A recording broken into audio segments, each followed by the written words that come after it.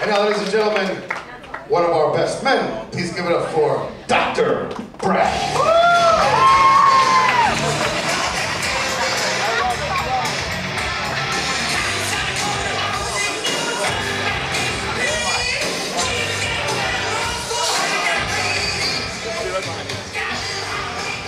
Alright, wow, hey! How's everyone doing? Wow, okay, a lot of eyes over here. So, first of all though, before I start, I want to thank all the family that came in, both near and far, that came in to help put this special occasion on. I know we're all very happy and proud of these two wonderful people. I also want to thank, where's Nathaniel, for letting me share the best man duties with him. You know, it's an honor. I know as his brother, you could have taken it, and you didn't. You're sharing with me, so thank you. So, here I am, and when Clitty did my best man speech, you know, everyone's heard about it, and talked about it, all this song and dance, you know, and that's Clitty, that's what he does, that's not me. So what I'm going to do is I think we're all going to enjoy a little bit of a Michael Klitzberg roast to start off with. So we're going to... So first though, I want to say, Jessica, you look absolutely beautiful.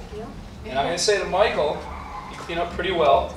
It's nice you finally got the message that Good Charlotte wants her wallet chain back. That's nice. Yeah. So, well, Mike and I, we've been best friends for about 22 years, somewhere around there. It's a long time, and I've learned a lot of things about Michael, good and bad.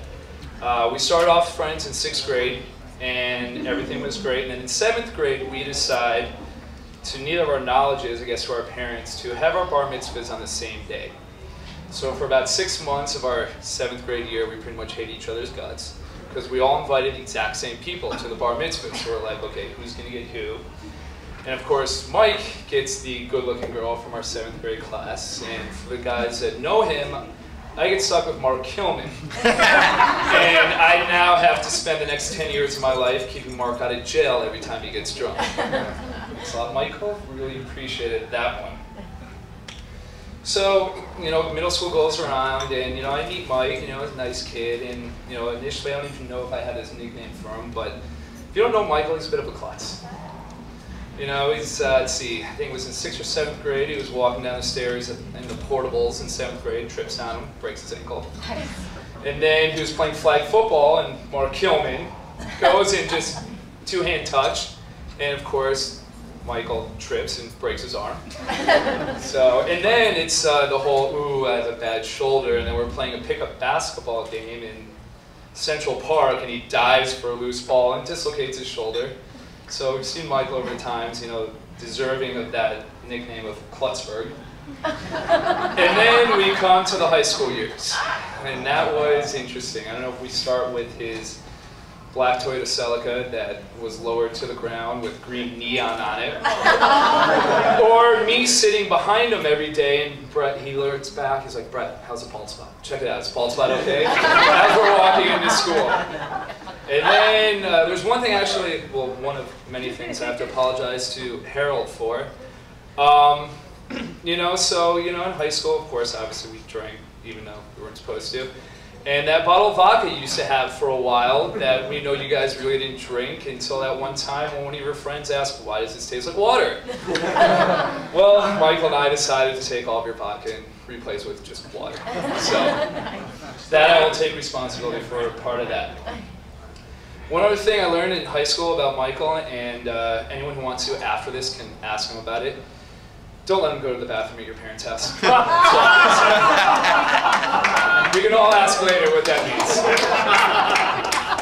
means. So, and then, here we go. Best friends all throughout high school. And we're getting ready to go off to college. And, you know, Michael decides to tell me that he's going to UCF. Once again, Harold and Judy, I apologize for then introducing your son to Alan. And then, if you guys can all picture, you know, the Peanuts characters. Remember Pigpen? You know, he was in a ball of dirt and whatnot.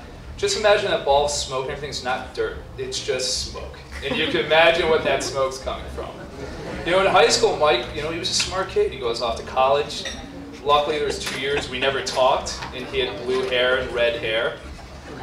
And then after college, we, get back in contact, which was great because it was like we hadn't skipped a beat, but something had changed. Something had changed with the fact that I can even imagine that Maddie probably knows, Nathaniel's daughter, that what day of the week is Thanksgiving. Not what day of the month, what day of the week. Everybody knows Thanksgiving's on a Thursday. Thank you. No idea. Michael has no clue. He had to call up Kim one day to ask her, what day is Thanksgiving? She goes, the date? He goes, no, physically, what day of the week is Thanksgiving? So something happened in college. And I think we all know what it was. It was Alan. So then, after college, randomly, Mike and I hadn't spoken for 2 years. Like I said, lost in a cloud of smoke, things happen, it's great. And I get a random phone call from him when I'm living back in South Florida, and he's in Atlanta. And it was great though, because as soon as we saw each other, it's like, we didn't skip a beat, everything was great. And since then, it's been nonstop, pretty much, Brad and Clitty. Sorry, for people who don't know him, he's been known as either Clitz or Clitty since we've been about 6th grade, so he is Clitty to us. And so then we started living together, and that's when you really learn a lot about people.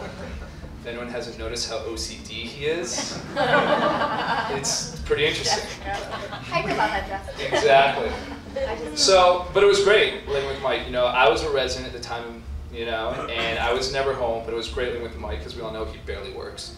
If you really want to call that working. I would come home though, and he would go grocery shopping for us. He was cooking me meals. I mean, I had it made. It was like your girlfriend. It really was.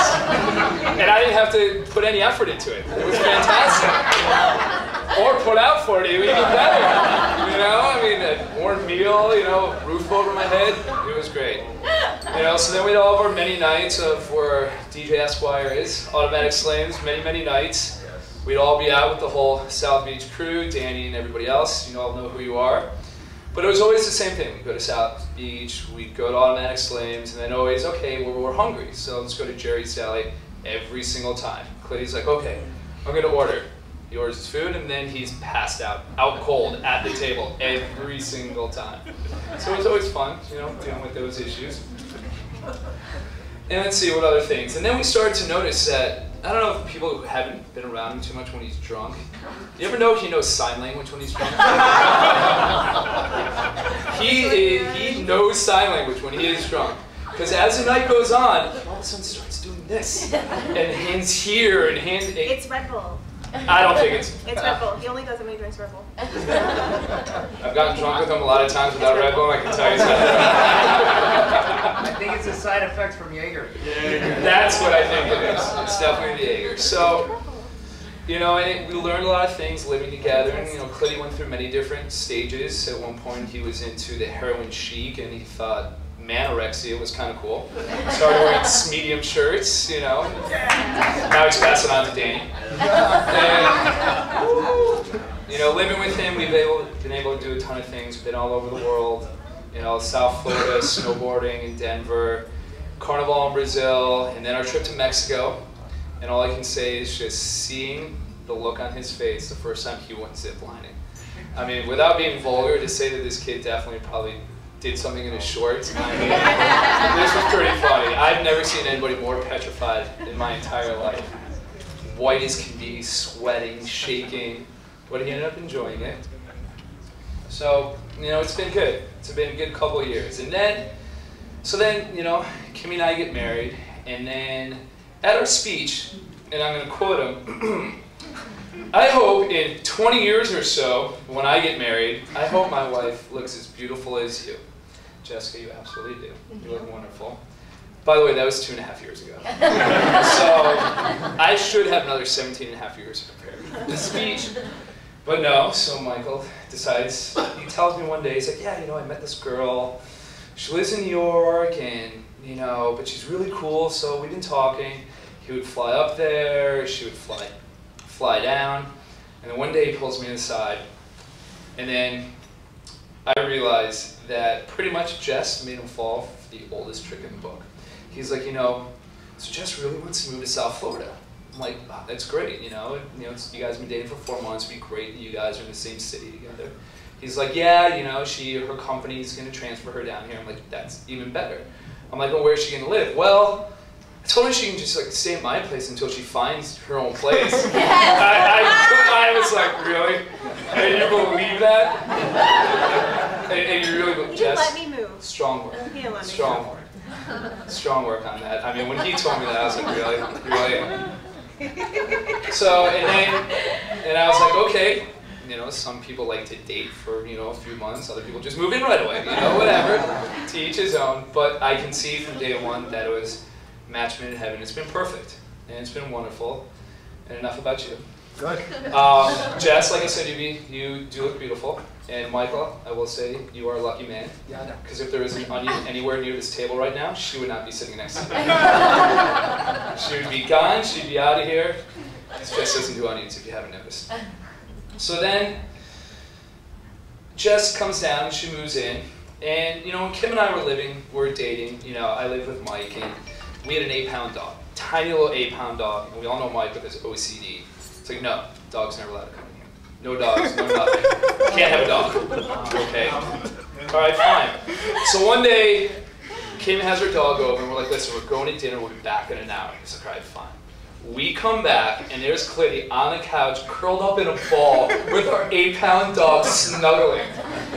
Snuggling with the dog. Jess, at least I can say that you've got him to wanting dogs and having dogs in the house. It's nice that he gave up some of his OCDs.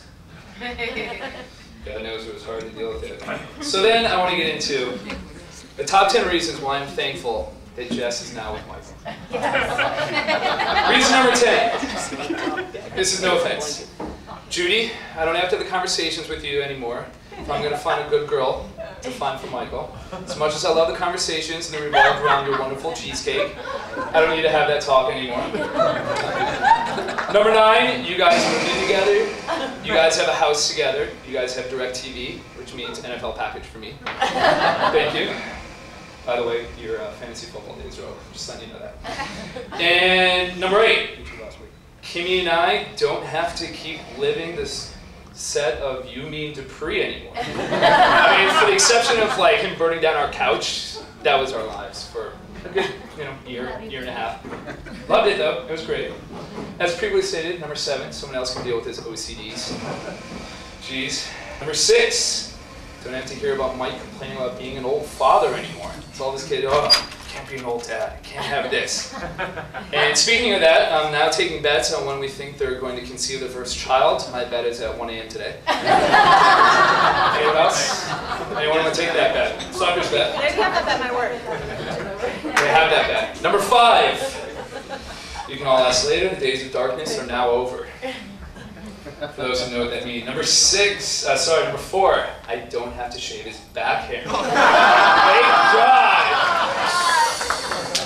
Had to do my last duties of that today, and that is all you, Jess. Good luck with that one. Wow. Number 3. That's a good friend right there. Exactly. Number 3, this is more kind of for my wife. I don't have to subject Kimmy to our hungover 5,000 calorie diets of KFC and Crystal. The girls can now go get sushi, including I can eat whatever we want. Number 2, I don't have to be dragged to Scarlett's anymore. I really kind of like that. I threw that one off the missus. And the number 1 reason why I'm happy that Jess is now in Michael's life is that smile right there on Michael's face.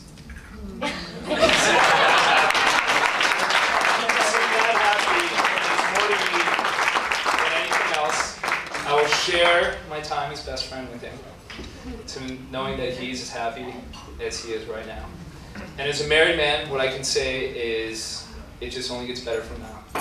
I mean, being married is phenomenal. Love you. Love you too, babe. Enjoy every day of it. Enjoy every moment of it. And especially tonight, enjoy every moment of it. Because before you turn around, it's going to be over. And you just enjoy it. And I love you guys.